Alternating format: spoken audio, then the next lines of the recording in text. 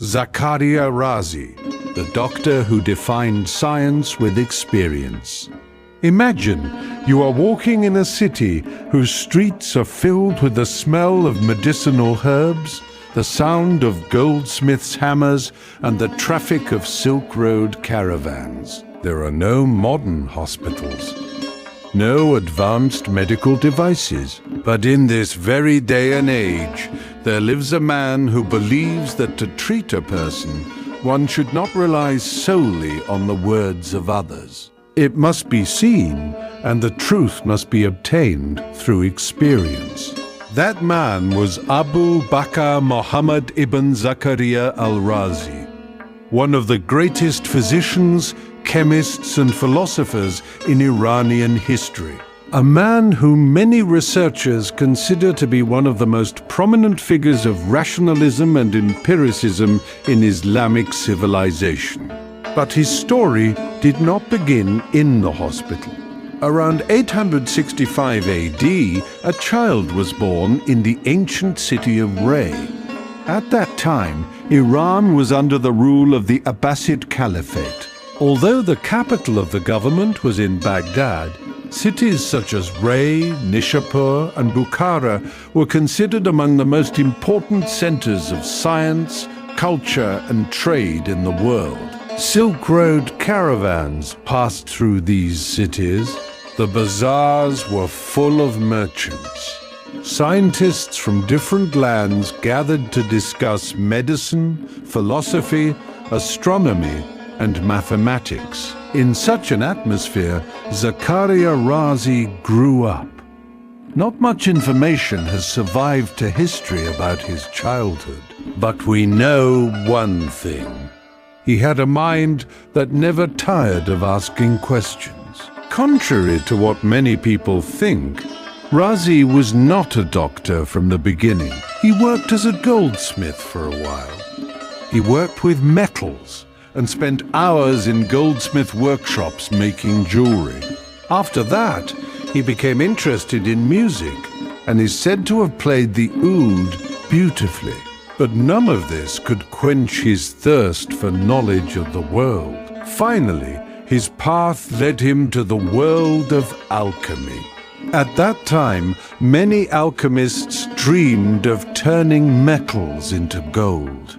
But Razi was more interested in understanding the secrets of nature than gold. He worked long hours in his laboratory. He mixed different substances together. He wrote down the results of each experiment. He failed many times and started again. But these experiments changed the course of his life forever. Constant work with chemicals damaged his eyes. When he went to the doctors for treatment, he made a decision that would change not only his life, but also the future of medicine. He decided to become a doctor. At about the age of 30, he went to Baghdad, a city that was at that time the greatest scientific center of the Islamic world. Baghdad was something like the great universities of today, a place where scientists from Iran, India, Greece and other lands shared their knowledge with each other. Razi studied with enthusiasm. He studied during the day. He researched at night. And every question he answered led him to a new question. His intelligence and perseverance soon made him one of the most prominent physicians of his time. He later became the director of the Shah-e-Rey Hospital and then the Great Hospital of Baghdad. But what distinguished Razi from other physicians was not just his knowledge, it was his way of thinking. In an era when most physicians accepted the writings of the past without question, Razi believed that truth should be found through observation and experimentation. He carefully examined patients. He wrote down the symptoms of the disease. He recorded the results of treatment. And he learned something new from each patient. This outlook made him one of the founders of experimental medicine. Rhazi was among the physicians who believed whenever a physician can cure diseases with food, he has achieved happiness. He believed that healthy nutrition before medicine could cure many diseases, an idea that is still considered one of the important principles of medicine today. But his greatest achievements were yet to come. In those days, diseases such as smallpox and measles claimed the lives of thousands of people.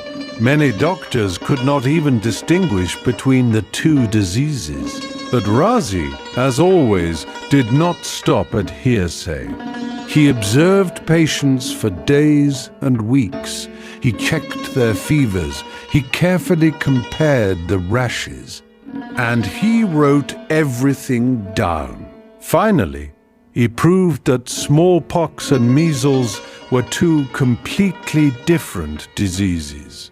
He wrote the results of his research in the book Al-Razi wa Al-Hashba, a work that was later translated into Latin and taught in European universities for nearly 600 years. Rhazi was even one of the first doctors to recommend and use cotton to protect the wounds of patients, especially those suffering from smallpox, a simple but clever method that helped patients recover. But Rhazi's genius was not limited to medicine. He also conducted valuable research in chemistry. Contrary to what many people think, Zakaria Al-Razi was not the discoverer of alcohol. Rather, by perfecting the distillation method, he was able to prepare alcohol with greater purity and use it in medical research and applications. These same researches later played an important role in the development of chemistry and pharmacy, and once again showed that, from Rhazi's point of view, truth can only be obtained through experiment and experience. A famous story has also been told about him. It is said that when a hospital was to be built in Baghdad, Rhazi hung pieces of meat in different parts of the city to choose the best place. A few days later, he examined them all. The place where the meat had rotted the longest was chosen for the construction of the hospital because he believed that the air in that area was healthier. Whether this story is true or false is still a matter of debate among historians. But it clearly illustrates one point. Rhazi relied more on observation and experimentation than anything else to reach the answer. He was not only a physician, he was also a thoughtful philosopher. He was interested in logic, ethics, and understanding the world, and believed that reason was the greatest asset of man. He did not accept any idea without reason and encouraged his students to ask and think. Rhazi wrote more than 200 books and treatises. His greatest work was Al-Hawi, a huge encyclopedia that was the result of his years of experience and research in medicine. Other valuable works of his include Al-Mansuri fi al-Tib, Al-Razi wa Al-Hashba, and Al-Asra. The influence of Rhazi's works continued even years after his death.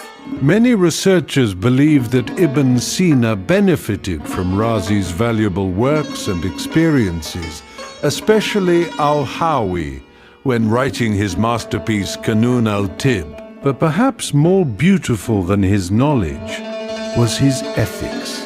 It was said that he did not differentiate between poor and rich patients. If the patient could not afford the treatment, he would treat them for free. For Rhazi, the value of human lives was not measured by their wealth. The famous medical historian Cyril Algod called Rhazi the father of pediatrics. because he was one of the first doctors to pay special attention to the diseases and treatment of children. Some historians have also considered him to be on a par with Socrates in philosophy and Hippocrates in medicine, a scientist who combined reason, experience, and philanthropy. The final years of his life were not easy. His eyesight gradually disappeared.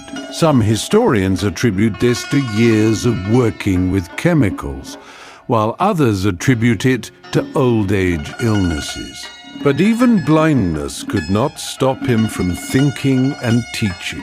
Finally, around 925 AD, Al-Razi passed away in his hometown, the city of Rhazes. Today, the exact location of his tomb is unknown, but his ideas never died out.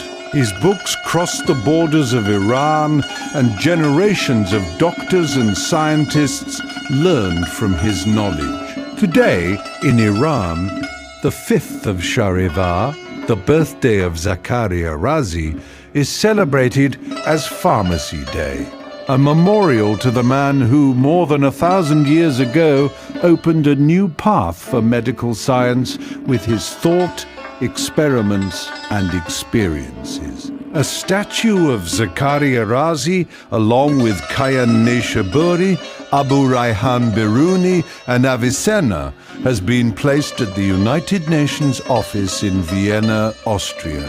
More than 1,000 years have passed since Al-Razi's life.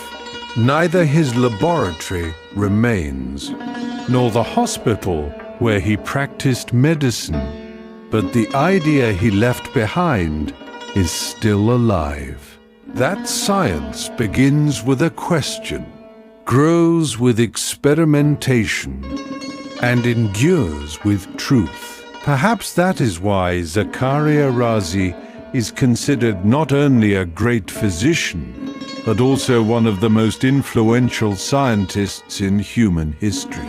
A man who lived 1,000 years ago, but his ideas were centuries ahead of his time.